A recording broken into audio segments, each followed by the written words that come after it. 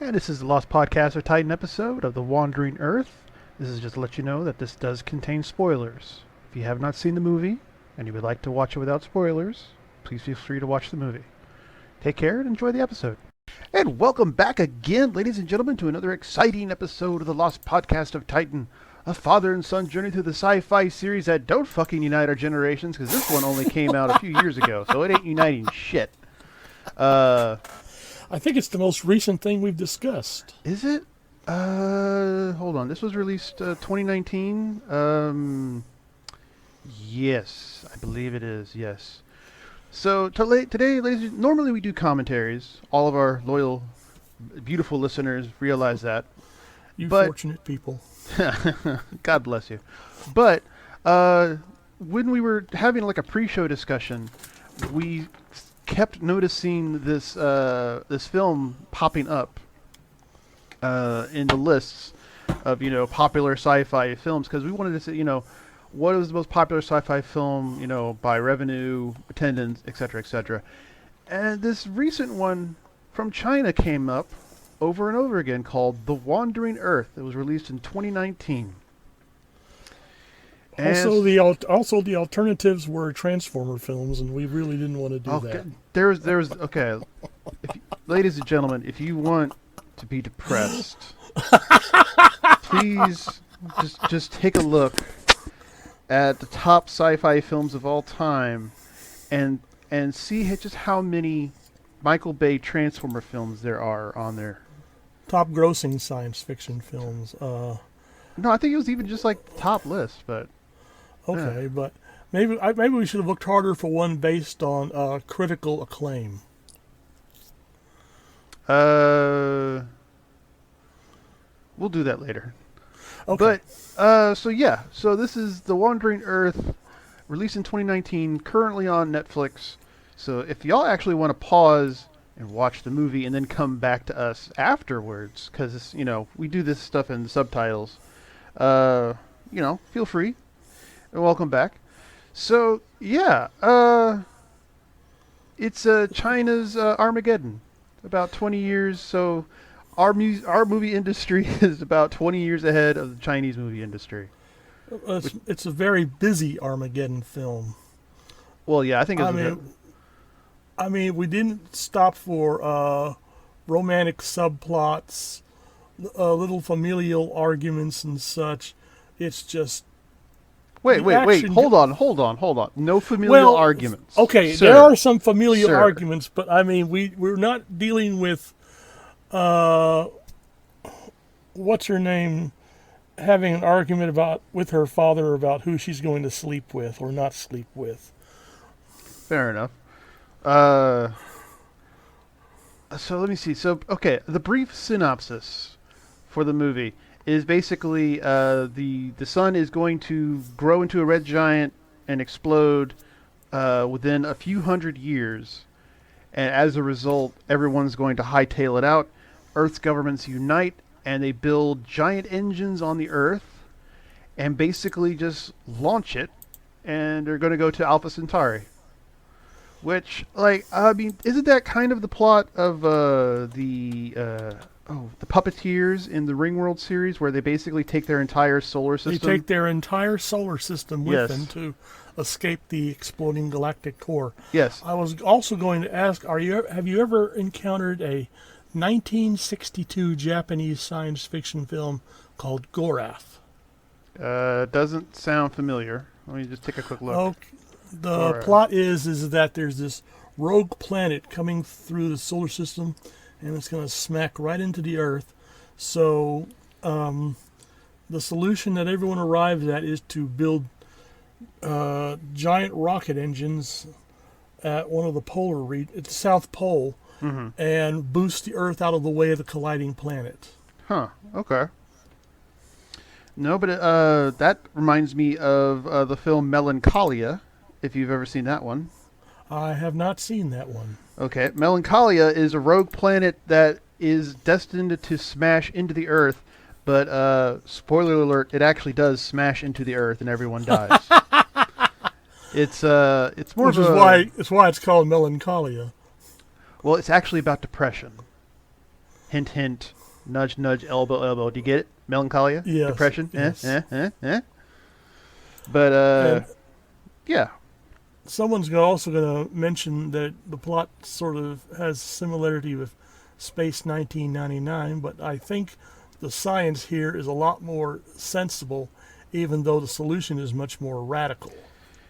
Well, going back to the puppeteers, I liked how they basically are moving their entire uh, system using Yeah, engines that are 0.01% below the speed of light because they're scared to actually go scared. faster Yeah, than the speed of light, which is fucking God, hilarious. God love them. Oh my god. But oh, fuck, what was I? Oh, where was I going? I wanted to bring up that point.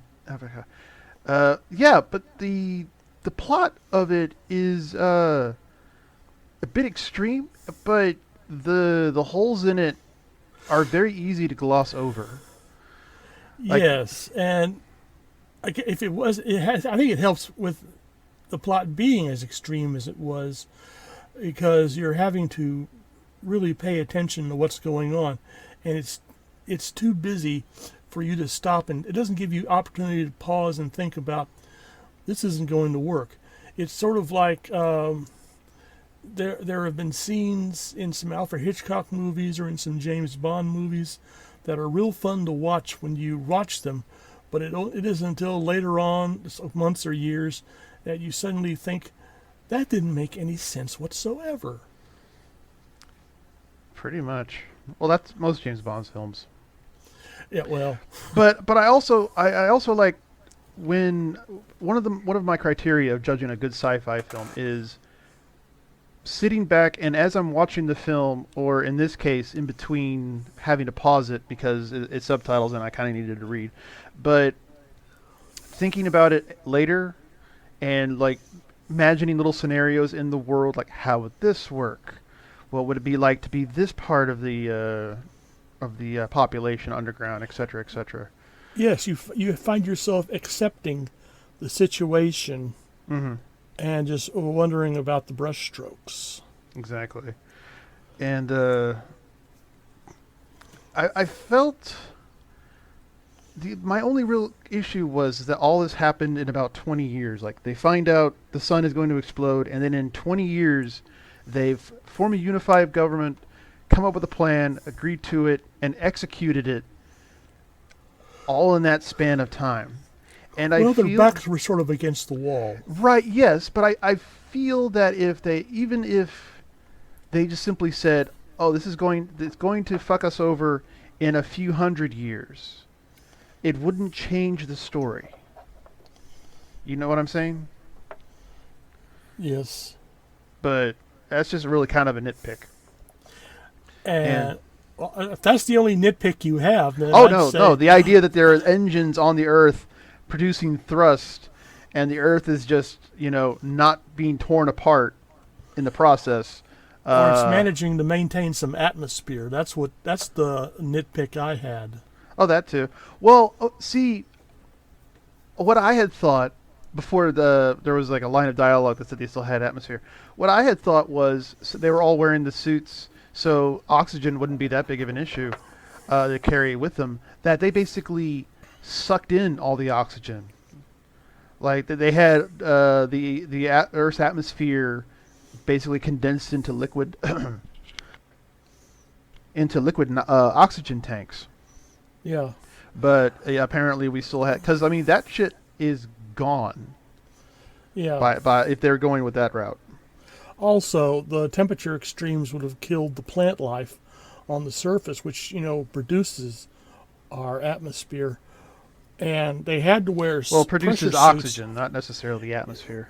Well, but they had to wear pressure suits just to go up to the surface.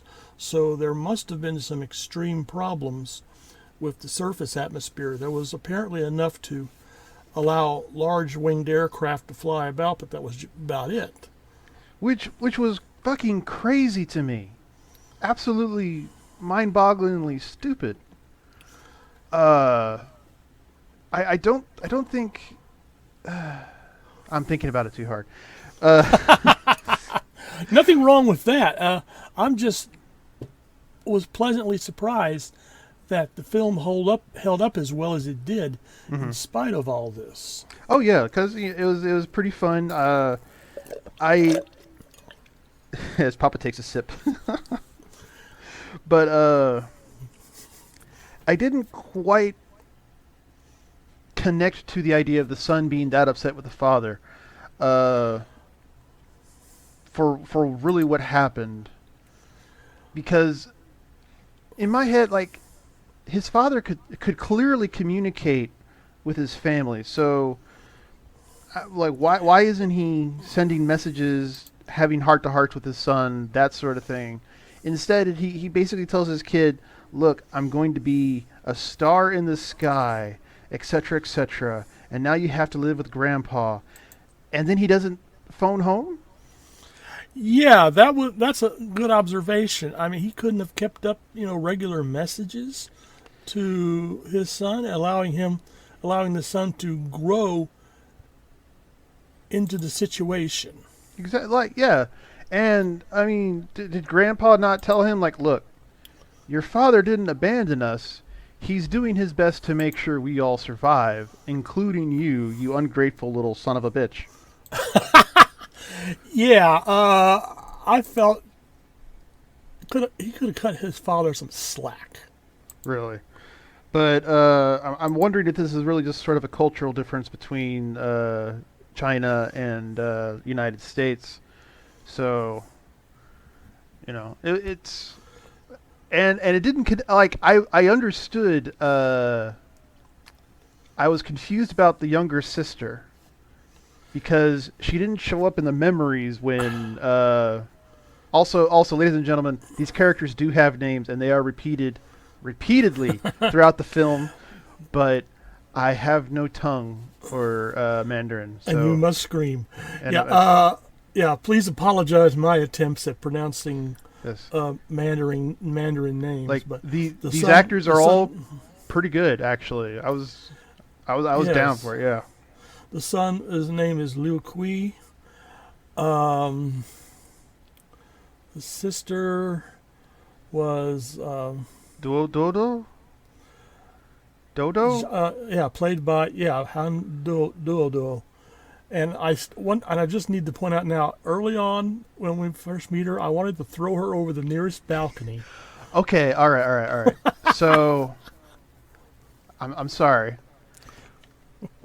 It connected to me later. So, I thought she was a bit slow at first because she really wasn't connecting the dots at all. No. But then and she was really obsessed with food. But then it connected to me. Wait a minute. If she was one of the refugees pulled from the water, she probably was food insecure, if not, very insecure, all the way up to that point. So that probably had her fixated on food, and also, maybe have given her some kind of spectrum, to put politely. Which explained a lot. But let's see what else. Oh dang, there was something else I was going to say. Also, what did you feel about the death of the grandfather? Tragic. This is a lot of the story here in The Wandering Earth deals with sacrifice For the greater good, yeah.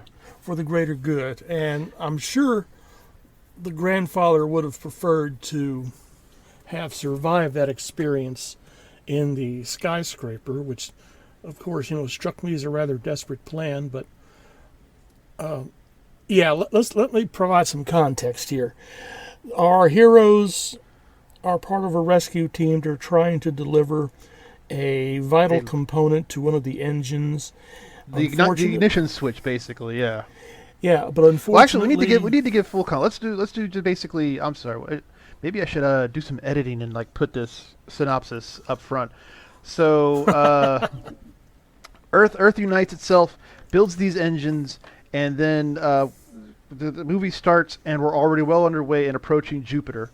For whatever reason, there's a Jupiter gravitational spike, and as a result, it affects the engines. The Earth starts to drift towards Jupiter, and unless the engines can be reignited, the Earth is going to basically crash into Jupiter, being torn to pieces. Yeah, the Earth was approaching Jupiter because they wanted to use Gravitational slingshot, yeah. gravitational slingshot effect. But So that the son wants to steal his grandfather's rig to go and meet his father, or something. I wasn't quite clear on that point. I wasn't. Now that's I have to go back and watch that because yeah, I'm sort of with you. Why were they taking a joyride on?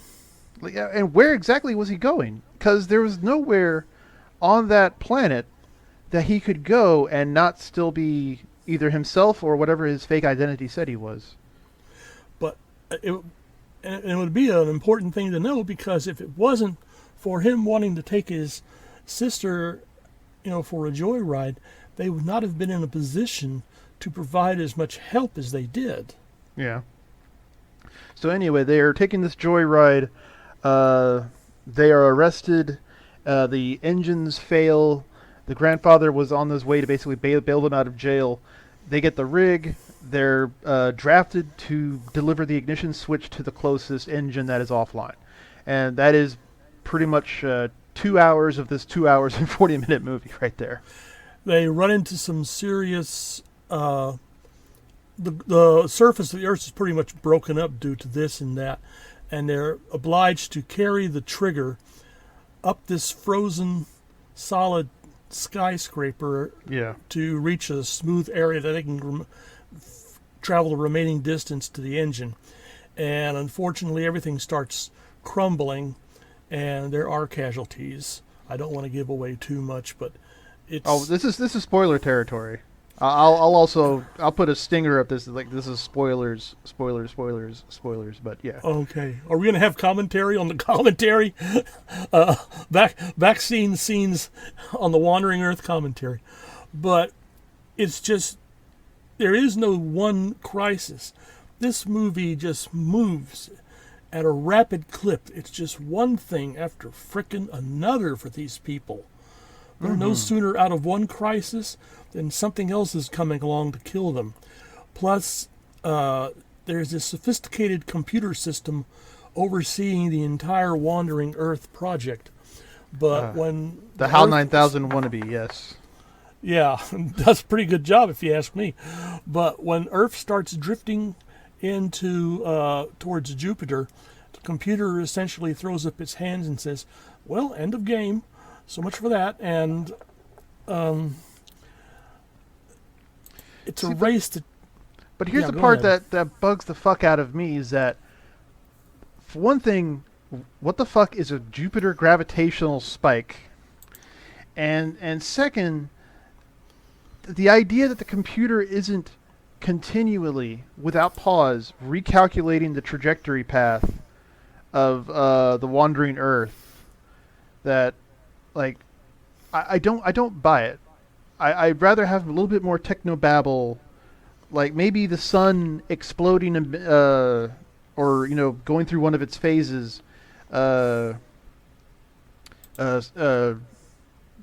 basically scrambled some of the computers, and before it got back online, they were basically off course. Okay, in regards, the gravity spike question is a bit easier to answer. Planets and moons have what are called mass cons. These are concentrations of... Gravity is not constant throughout the entire surface of the Earth or the moon, and I presume it's not constant throughout Jupiter. Jupiter could produce storms or spikes of gravitational attraction, and that might have been what happened to cause the Earth to drift out of its flight path. Despite all the probes and such that we've sent to Jupiter or have flown past Jupiter, there's still a lot we do not know about the planet. Well, I just feel it could have been done better. in that regard. But still, so that's the ticking time bomb, or the counting clock situation, Yes. where they have to basically ignite all the engines and restart the Earth. And the grandfather dies while trying to move the engine up the stairs, uh, because the building crumbles. But he's actually saved by one of the soldiers, I guess, because they're in an elevator shaft, and the elevator's coming down. The soldier, throws the grandfather into the safety of the floor below them, and the soldier is basically crushed by the elevator.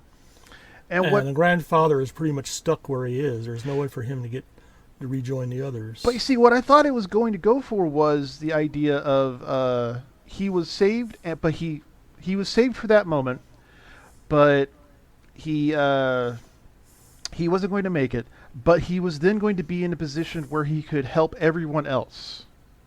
Like, I don't know, maybe he was in a room that somehow was able to lower a bridge that they needed, or open the door that the one guy above was basically just trying to shoot his way through, or the wall.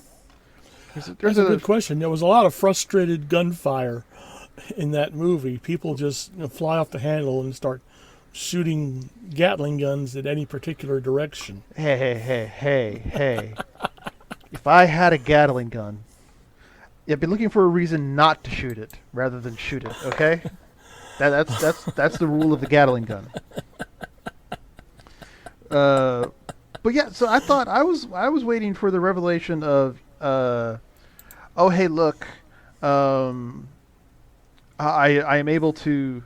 I am doomed, but I have been given this one chance that I can help my grandchildren who I love, and uh, sacrifice myself for the greater good, which seemed to be one of the running themes of the movie. But no, he basically says goodbye and takes off his helmet and freezes to death. I was like, holy shit! Nope, Yes. nope. I'll just keep my helmet on and stay as warm as I can as long as possible. Thank you very much. Well, maybe, see, you're not a grandfather, so, uh, Well, neither are maybe, you. well, yes, but I think I have more of an altruistic bent. And I certainly wouldn't have gone around just wasting Gatling gun rounds at practically nothing. I would have found something, like one of them had the right idea. They were blocked by a window, an exceptionally tough window, I might point out.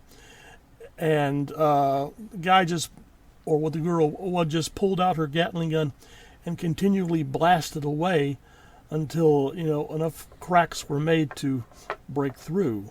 hmm And I also love how there is the moment where it is too late, and everyone on Earth knows it's too late, or they think for now it's too late, and the reaction is from one of the team members is to shoot the lighter core and destroy it.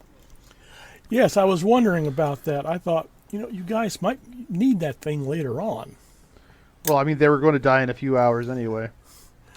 But what I found amusing is that not 5 minutes later, not only is there a plan to survive, but also there is another lighter core and a truck just right there. Well, you remember the movie Sunshine, Yeah, I remember the movie Sunshine. Yeah, and they locate the previous ship that but was supposed the to go out previous and ship deliver was the. yeah, but the previous ship was referenced, and we were aware of it from the beginning of the film because that Okay, was the second ship. What happened to the but first ship, etc., etc. but still, the odds of encountering the first ship, which had another bomb, I think that was a bit convenient.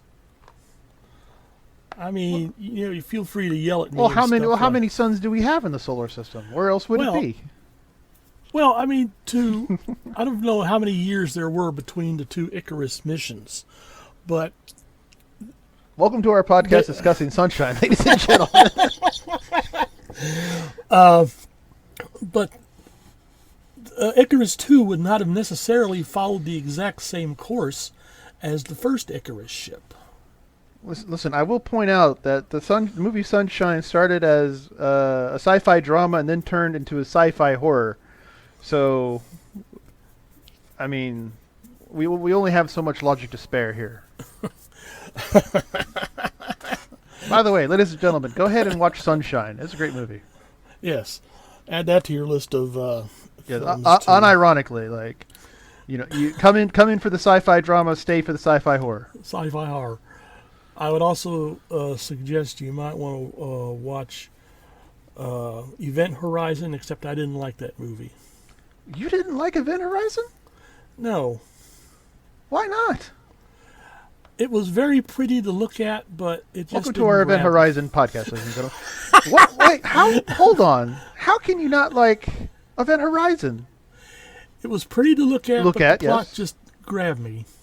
The plot didn't grab you? No. The idea that faster-than-light travel is a doorway to another dimension or possible hell? I felt it could have been executed a lot better. It was amazing it was executed at all. Oh, Lord. Okay, listen, I've had to sit through your poo-pooing of a lot of quality films and television. Yes, but I'm right. So, hold on a minute. All right. Real tangential request. Anybody else in the audience who felt that Event Horizon was garbage, or maybe not garbage, but just not worth repeated viewings, contact us at lostpodcastoftitan@gmail.com. Or you know what? You could just email us at lostpodcastoftitan@gmail.com and tell my father how wrong he is, because Event Horizon is a fucking awesome movie. Listen, I get enough from you about how wrong I am. I don't need assistance from the beautiful audience. Oh, they'll assist me because they love you. But but getting back to Wandering Earth, wandering back to the Wandering Earth. Wandering back to the Wandering Earth, yes. Yes, great Chinese film. Unless my memories completely failed me, this is the first science fiction film from China that I've seen. I've seen a few Chinese monster films, and I'd have to go and find some others, but this very pleasantly surprised me, and I'm a little ashamed of myself because it's been on Netflix for a while now, and this is only the first time I've seen it. Let's be a little bit fair. The Netflix algorithm is not what it used to be. I don't think it ever was what it used to be, but yeah.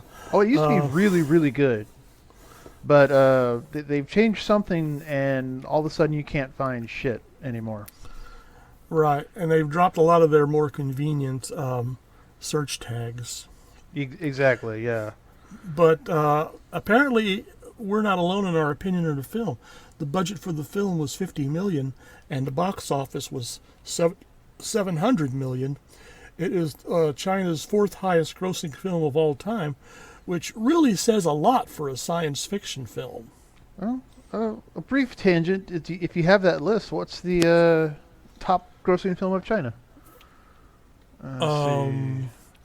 Let's see. Top grossing film of China. Let's see. Riveting content, ladies and gentlemen. Here we go. Wolf Warrior 2, which sounds interesting.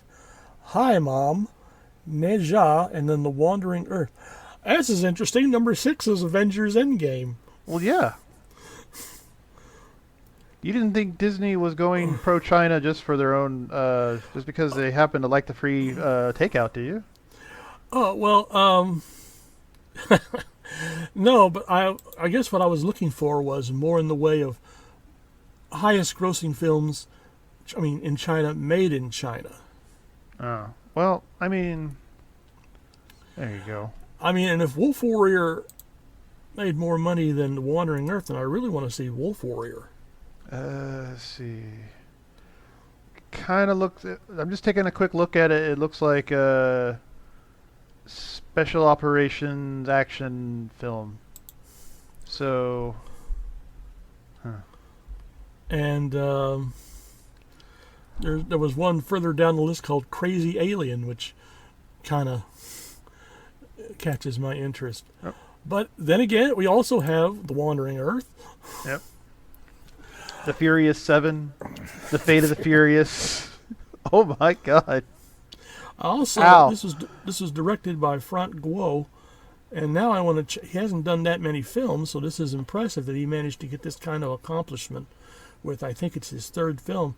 Well, I now want to go and check out the other movies he's made.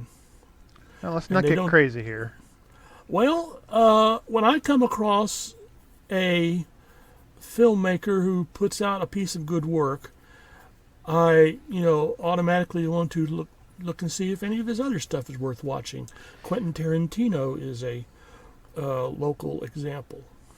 Well, yeah, but I mean, Quentin Tarantino made more than one good film, whereas Christopher Nolan didn't. So, there. Also, I was kind of surprised how non-nationalistic, I guess, the film was. Like it went it went out of its way to go rah rah United Earth rah rah. I think the less problematical definition you're looking for is you're surprised how accessible this film was to a non-Chinese audience. No, I mean that I was expecting the film to be pro-China, China saves the day, etc., and that wasn't the case. Well, it was a majority of China. No, that was where the film took place. You see what I'm saying? Okay. I feel I've lost you. No, you haven't lost me. I think it's just that we're kind of coming at this situation from different locations. I mean, I liked. Listen. Okay, all right. The movie opened up with two movie company banners, basically proclaiming this was a product of the Chinese government. Yes. And I have some issues with the Chinese government, but it seems like in this film it was like I would have expected notes coming down from on high, because I mean we get notes here in the United States from producers who show more of Megan Fox's ass to get some more poster material, but.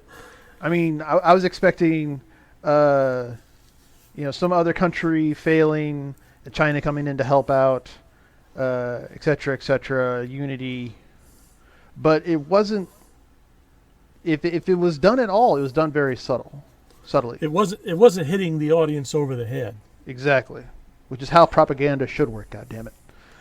Yeah, keeping in mind that your mother used to work for the mayor of Hong Kong, but. Oh, that's right, she did. Yes. But Hong Kong isn't China. Well, it is now, but I know what you mean by it. Not it is part of China, but it is not entirely China. Right. Welcome to political science. So, so the 100-year lease of Britain out of Hong Kong, ladies and gentlemen.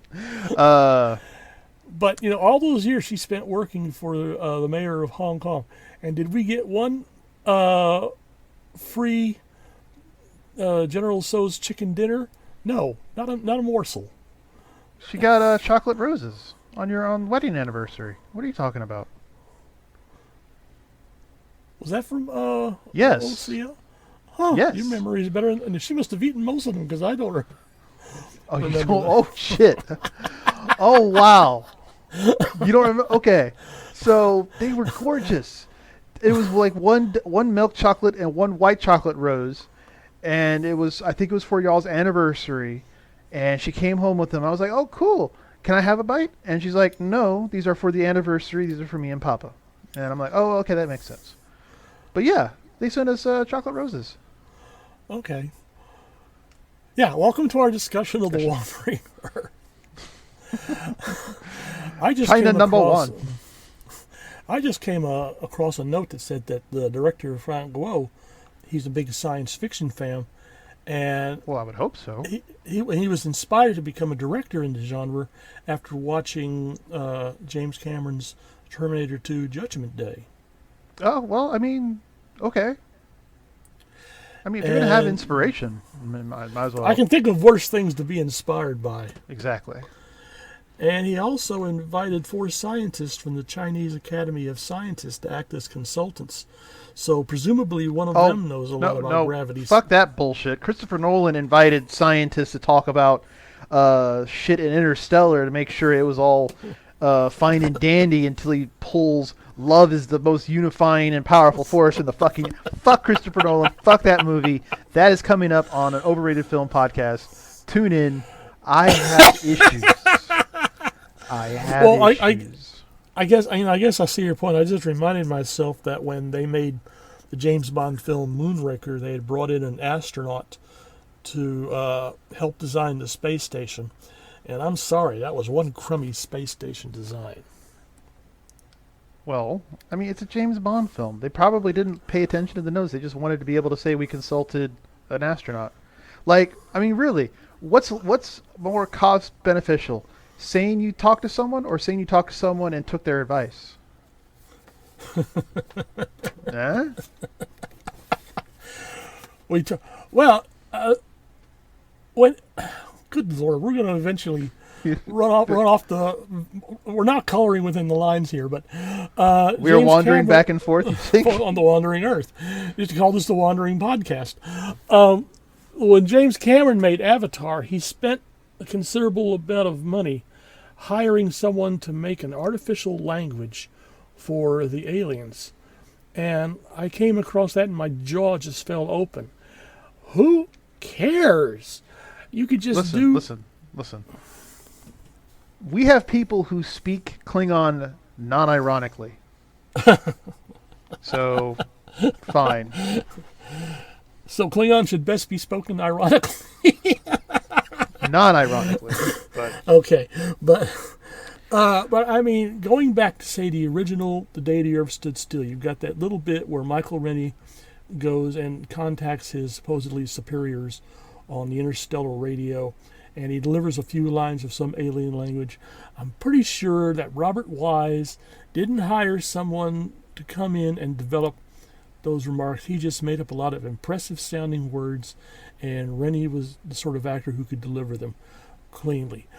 There is, there is a nice thing called effort, and then there is a thing called unnecessary effort, and I think it was unnecessary effort.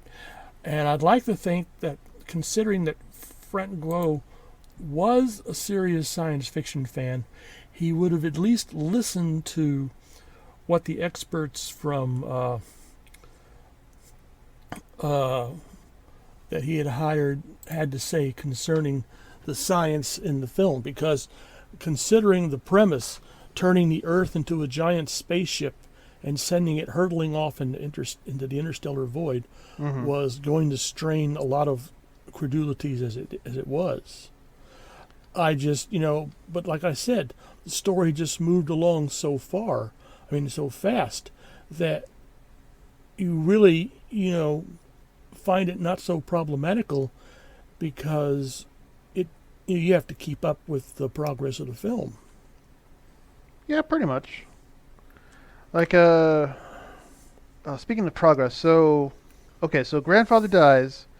They all think they're dead because the computer had decided that the plan wouldn't work. So the computer put everyone on the space station, which is basically the, I guess, the guide ship, Yeah. into low consumption hibernation while it made its way, I guess, to Alpha Centauri and would leave Earth to die. But there's an idea, since the Earth's atmosphere is being leached into Jupiter, the mix would make it combustible, and if they lit the switch, the Jupiter, like, the mix of gases would basically shoot the Earth out of Jupiter's gravitational pull, which set off alarm bells for me. I don't think that's how that works. And I don't think using Jupiter like a firecracker is a great idea. They were desperate. They were desperate. But it actually... Which I would be as well if I was in their shoes. But it actually does work, and everyone is saved. But what was I going to say? So uh, I am amazed because when they fire everything, and Jupiter explodes. I mean the gas pocket explodes. Everything is raining down fire on the planet and hitting with impacts of like meteors and shit. But somehow everyone survives and the engines are still functional. Well, keep in mind, I don't think we've mentioned this to our audience, that the people on Earth are not living on the surface. They are in emergency cities buried deep, and I mean deep underground. What was it? Took 15 minutes for the elevator to go from the city to the surface. I think it was like 1,500 meters below ground or something like that. Okay, but yeah, the odds of people surviving. No, what I mean is that there was all those engines on the surface pointed at Jupiter to try and get it away, and that's where all the debris is falling, and the debris is like shattering everything that it touches. But the engines are still functioning after that. It was amazing. Well, maybe any fragments that got close to the engines were consumed by the thrust from the engines, the fusion thrust. Yeah, that's possible. I mean, well, that's what I'm going with. I mean, like it could work like that. Okay, one question that I wanted to throw out at you and get your opinion. My favorite character was Tim. Yeah, we need to talk a bit more about him. There's this character. Listen, he was my guy. The moment he said, "I am the product of a joint venture between mainland China and the Australian government," or something like that. That beautiful. That was my in. I mean, science fiction slacker. Oh Lord, I loved it. Well, what issues do you have with Tim? I didn't have any issues with Tim. I thought, and you might agree with me, in many ways, he was the most realistic of the characters. I think if it was left just up to him, the world would have died. And that really courageous act he did to get Liu Kui, or save him from being crushed by the the spark plug, whatever he was trying to get working. That was the ignition. Wait, no, that wasn't the ignition. That was it was the lighter coil. It's like there's the lighter coil, and then there is the ignition pin, and people are pushing the ignition pin, something like that. I don't know. Which you think someone could have made it a lot easier to push in. But yeah, he would have been, jelly if it hadn't been for Tim's efforts to pull him out and risking his own life. In fact, I thought he was a goner. Yeah, because that city was apparently just over a lava flow or something like that. Like, nope, I'm not living in that city. I am getting a transfer. Thank you very much. I don't know where I'm going to transfer from that'll be any better, but I am getting a transfer. One of the objections that I have seen leveled against the Wandering Earth is the lack of character development. And I wanted to throw that at you and get your opinion. I thought there was enough character development. Like okay, my issue with the father not contacting the son aside, the reconciliation between them, especially in the final moments, was actually rather touching, because he fulfilled his promise. I am actually going to become a star. If you look up, there I'll be, and like that was the last moment. They reconciled, and he basically, I guess, grew up in that moment, or yes, yeah. I felt that the daughter too. Yeah, I mean, she finally came up with a definition for hope. That was so fucking stupid. That was God. That was I'm sorry, but I was waiting for her to put on a dress as Lin Min May, start swaying back singing. and forth. Coming up with the song that will defeat the Zentradi. No, her songs didn't beat the Zentradi. They were just moved by the beautiful voice and the music, etc., Auto etc. culture. But in response to the argument concerning the lack of character development, I felt, and this might kind of dovetail with your opinion, we got enough character development to fit the story. Like, what were they expecting? I know. The film Deep Impact, that's one film I kept thinking of while watching The Wandering Earth. My problem with Deep Impact was these damn subplots with, what's his name? God, I forgot the actor's name. He played Frodo in The Lord of the Rings, wanting to marry his underage girlfriend. Wait, what? And, I don't remember that part. Don't tell me that. Don't tell me that she was, of legal age to get married. I mean, you're the one who usually Deep Impact. Yeah. I don't remember. Elijah Wood actually was in it. Yeah. All right. And he had this girlfriend who I'm pretty sure was just barely above the age of consent. And he wants to get her into the special shelter that they're building. And to do that, he has to marry her, which he's, of course, happy to do as we go off as we wander the earth into another tangent. And that, and then also the relationship between the reporter and her estranged father, because he had dumped her mother for a younger piece of eye candy. And I felt, did we actually need to have all this when a comet is about to hit the Earth? Armageddon, we had sort of the same thing, but it wasn't as extensive as we got in Deep Impact. We stuck to the story. The Day After Tomorrow had the same thing. We were spending, the Earth is, essentially being worked over in a horrible way, and yet we find enough time to have to deal with relationships and such. And I'm sympathetic towards, dealing with relationships, but when your back is against the wall and you're stuck on the passenger plane with poisonous snakes crawling through it, bringing up another film, you really don't have a lot of time in the plot for hand-holding and, making kissy face and having true confessions. Listen, there is always room for kissy face. Okay? Yeah, okay. When you're holding your loved one's hands and such and gazing dreamily into her eyes, and there's a king cobra crawling up your pants legs, I hope... I want to see just how okay, listen, under control you need to apologize to Mr. Elijah Wood here. Okay?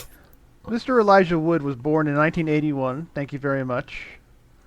And Lily Sobieski was born in 1983. All right, but they were playing characters a lot younger. Well, yes. I mean, Elijah Wood was playing this boy who discovered the comet. Yeah. Yeah, who for all practical purposes, he still had the drool of, of his mother's milk on his lips. Listen. Yes. He saved her life. Okay. Would you rather he not marry her? I have nothing wrong with the marriage, but we just took a rather long, circuitous path to get there when catastrophe is literally hanging over everyone's head. Well, they have to have some kind of catastrophe. Deep Impact was the most boring fucking disaster movie in the history. Like, they sent every old person alive on a ship to deal with the rock, and Armageddon, for all its flaws, Michael Bay being one of them, is an immensely superior film to Deep Impact. Yes. I was going to say, no, if you want a disaster film even worse than Deep Impact, you need to go back and see the movie Airplane. Airport. I'm sorry, Airport. I was about to say that. Which sort of began the disaster film cycle of the 70s. What, is a plane unable to land or something? No, the passenger jet takes off for Rome, and there's a guy on board who's going to commit suicide by setting off a bomb inside the plane so his wife can collect on a fat insurance policy. And the bomb goes off, and they've got trying to bring a crippled plane back down to the ground. But we also have the airport manager estranged from his wife. We have the pilot of the airplane who's married to the sister of the wife. No, who is married to the sister of the airport manager, but he is stooping one of the flight attendants who's pregnant with his baby. As one does. Yeah, and it just one thing at a time here, kids. Excuse me. But going back to the Wandering Earth, I felt moments where we learned something about the characters. We got enough background and enough personality to establish what kind of people they were. Yeah. But overall, it did not get in the way of the constant shit rain of disasters that were being visited upon the characters. This is an action movie rather than a soap opera. Yeah, and on top of that, the whole course of events is, I think, less than a day. So, what exactly are they trying to do? Like, how exactly are they going to develop within that span of time? Okay, and that helps because if you set a kind of time limit like that, where you have to fish or cut bait, then that helps. And I'm surprised that the reviewers, and I'm sort of shocked that Rotten Tomatoes gave it, I think, rating in, like I said, the 60s. I would have placed it much higher. Well, bear in mind, Rotten Tomatoes is you don't trust Rotten Tomatoes, basically. Okay, I guess not. But I mean, what in the world were they looking for? The Wandering Earth is one of the few science fiction action films that have come along in the last couple of years, at least, that for the most part everything clicked, everything worked. Mm-hmm. Excuse me again. Yep, briefly, what did you think of the soundtrack? it was there. Nothing noticeable. Nothing really noticeable. I did notice that there was a popular music video for the soundtrack, one of the songs, which also helped connect the Armageddon, because when that fucking Aerosmith song came out, it would not go away. I liked the movie, but after a while, that song was just it. Well, you have Liv Tyler, acting in the film. Her father and his little group have to come up and do something. But I suppose. I was thinking I rather like the music for the end credits. Oh, well, I guess, okay. I'm usually out of when the end credits start to roll, so. Oh. Well, I used to stick around. I especially have gotten to the habit of sitting through the end credits because more and more of them have adopted the pattern started by the Marvel Comics films of sneaking in additional scenes or outtakes from the movie into the end credits. Mm-hmm. Well, Don't me. I'm in you because like Seagull Bait is just not what it used to be. Because everyone is fucking trying to make their I'm surprised there probably is some producers in China who are like, we can have the Wandering Earth universe, setting stories on the Wandering Earth, etc., etc.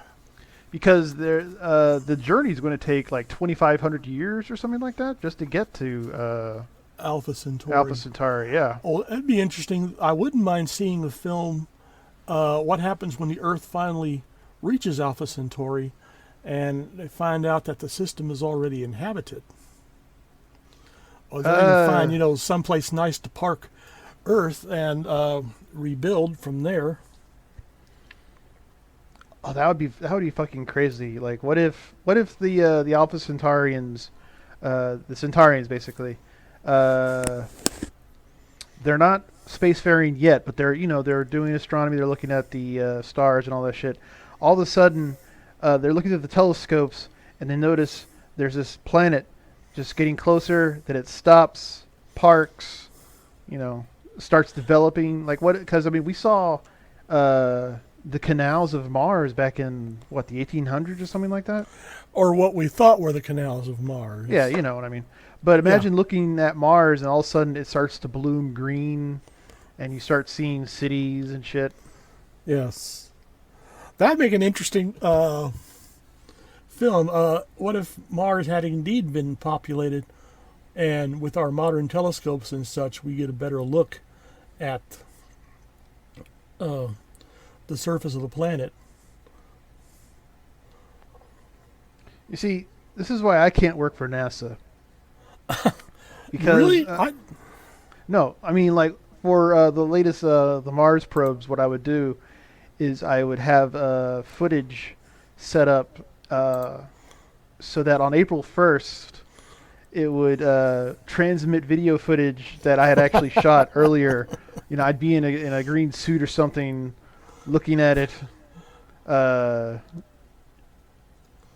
basically pretending I'm an alien. Coming at the Perseverance rover with a large open trash bag.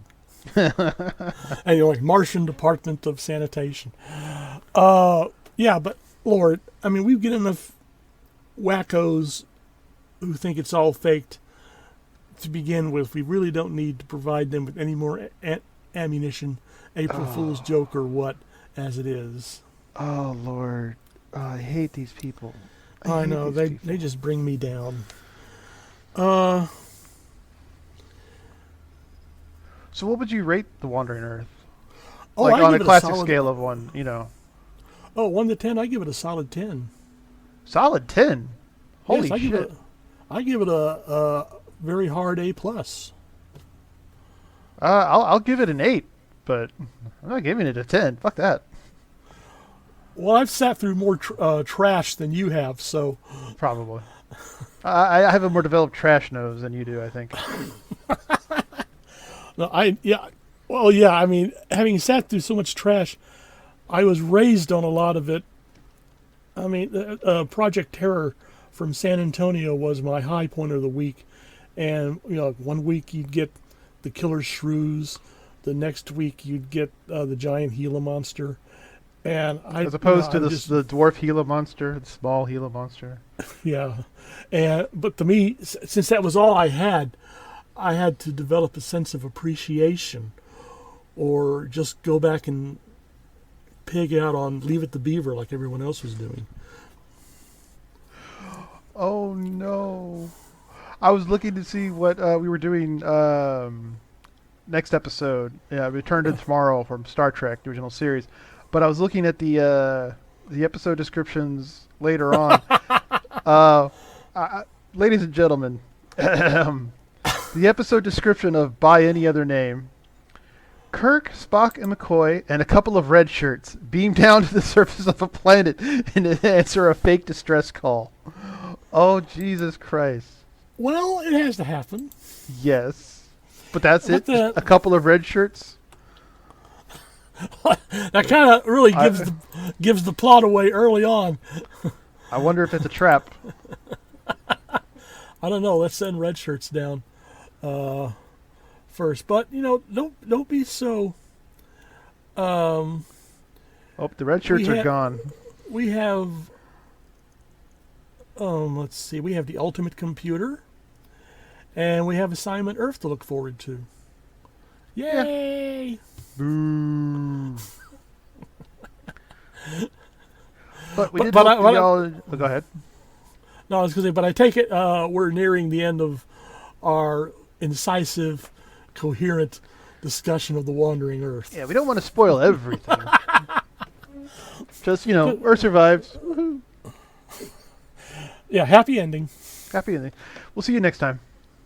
Take care and behave.